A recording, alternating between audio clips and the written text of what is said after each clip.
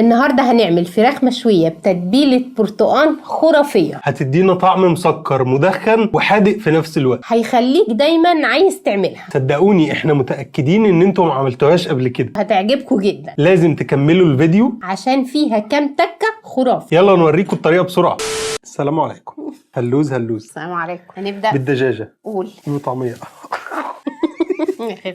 محتاجين فرخه، الفرخه تكون الحجم اللي انتوا عاوزينه، بس يستحسن تقل عن ال2 كيلو وتزيد عن الكيلو ونص، يعني كيلو 700 كيلو 800. وممكن كيلو ونص يا مؤمن تبقى حلوه في الشوي. بس هقول لك على حاجه، انا بحس الفراخ الصغيره قوي طعمها مش زي الفراخ الاكبر شويه. ايوه، وفي نفس الوقت الكبيره في الشوي ممكن تطلع نيه. الكبيره قوي اللي هي 2 كيلو وفيما فوق. فاحنا عايزين دي نصيحه اوعوا تستبعدوها. صح؟ ايوه صح. ايه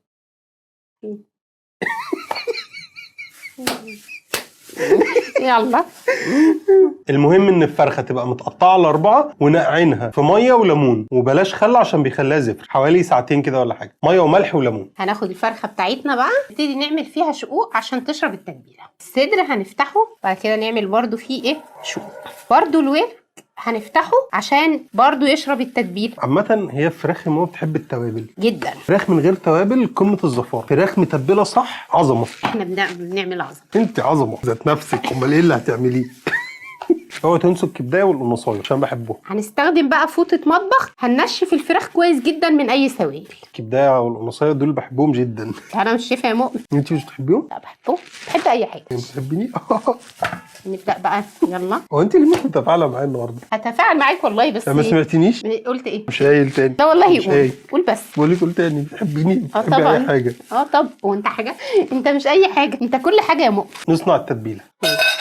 الكبه اللزوزه بتاعتنا. بالمناسبه في ناس كتير قوي بتقعد تسالنا الكبه بتاعتكم دي نوعها ايه؟ هي نوعها دريم، بس ما ننصحكوش بيها يعني الصراحه، عشان بعد فتره بهدلتنا وباظت كتير. احنا ناويين نغيرها. فيعني ما ننصحكوش بيها. طبق جميل كده فيه بصلايه وحوالي راس توم صغيره وقرن فلفل حراق، لو مش عاوزينها تبقى حراقه عادي ممكن تستخدموا قرن فلفل رومي. قطعه جنزبيل صغيره جدا فريش، مفيش هنستبدلها ببودر. نص جزرايه. على فكره ده التوم اللي احنا جمدناه في الفريزر، احنا بنطلعه من التجميد على الاستخدام على طول، عشان لو سبتوه هيطرى ويغير لونه. سر التتبيله بتاعت الفراخ المشويه دي هي برتقانه. نعصرها كده جوه الكبه على طول. بس برتقانه كده متغذيه. ينفع بقى نستخدم عصير برتقال لو مفيش برتقال؟ ينفع، بس يبقى العصير الطبيعي. ونبدا ننزل بالتوابل. كام ورقه لورا، توم بودر معلقه كبيره، بصل بودر معلقه كبيره، فلفل اسود معلقه كبيره. الملح حسب الرغبه، احنا حطينا معلقه ونص، نص معلقه كاري، معلقه ونص كبيره بابريكا ويستحسن لو مدخنه، الافضل طبعا. نص معلقه قرفه، نص معلقه بهارات فراخ. ونبدا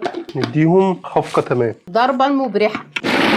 واول ما التتبيله توصل بهذا الشكل الناعم الدايب الجامد، هننزل بيها ببول عندنا، هننزل عليه بمعلقه عسل اسود. ولو انتوا بتحبوا التيست بتاع السكر مع الحاجات الحادقه زودوا نص معلقه كمان، احنا عملنا كده كوري يعني. وما تستغربوش والله العظيم بيبقى جامد. وهننزل عليهم بمعلقه صلصه، وخلي بالكم ان ما ينفعش تنزلوا باي حاجه غير الصلصه، يعني ما ينفعش تنزلوا بصلصه متسبكه عندكم، لازم اللي هو ولا طماطم فريش، احنا عايزينها ناشفه بالظبط، اللي هي صلصه طماطم. واحنا حسيناها محتاجه تاني فهننزل بنص معلقه كمان. هننزل عليها بمعلقتين زيت، مش كتير عشان تبقى مناسبه للدايت يعني. اللي عايز يحط زيت زيتون طبعا يبقى افضل. هنقلب الفراخ بقى على الاول على ظهرها. نبدا ناخد جزء من التتبيله وندهن بيه الظهر، ودخلوها كده جوه كل الفتحات. بعد ما دهنا الظهر كويس نقلبها تاني على الوش بقى. برضو نبدا في كل حته نحشر التتبيله كده، احنا عاوزين التتبيله توصل لكل حته في الفرخ، مش هنسيب فتفوته. وبعد ما اتاكدنا ان التتبيله وصلت لكل حته في الفراخ، معانا شويه زياده احنا عاملين حسابهم، يعني معانا شويه بطاطس متقطعه شرايح زي كده، هننزلها في باقي التتبيله ونخلطهم بقى بيها كويس. مساج كده مساج. ونبدا ناخدهم، بس احنا مش عاوزين نحطهم تحت الفرخه. ليه؟ لان الفرخه كده مش هتتحمر، البطاطس هي اللي هتتحمر. فاحنا هنجيب البطاطس ونحطها في الجنب كده. المفروض ان احنا بنغطيها بورق زبده او ورق فويل، بس احنا ما عندناش ورق زبده دلوقتي، فاحنا هنغطيها بغطا حله عادي خالص. طبعا هنشغل الفرن على اعلى درجه حراره ونحطها في الرف اللي تحت، وبعد النص ساعه هنطلعها فوق لحد ما تستوي. فوق ديت اللي هو الرف اللي في النص. انا مش قادر وهي شكلها متوحش. هو انا عايزه الاول ادوق البطاطس. البطاطس بصي انا اساسا بصي البطاطس عامله ازاي. بصي دايبة. لو دوسنا كده دايبه كانها بطاطس مهروسه. مش مهم انها دايبه، المهم بقى النكهه. احنا اللي بيهمنا في الاخر النكهه. بسم الله. بسم الله.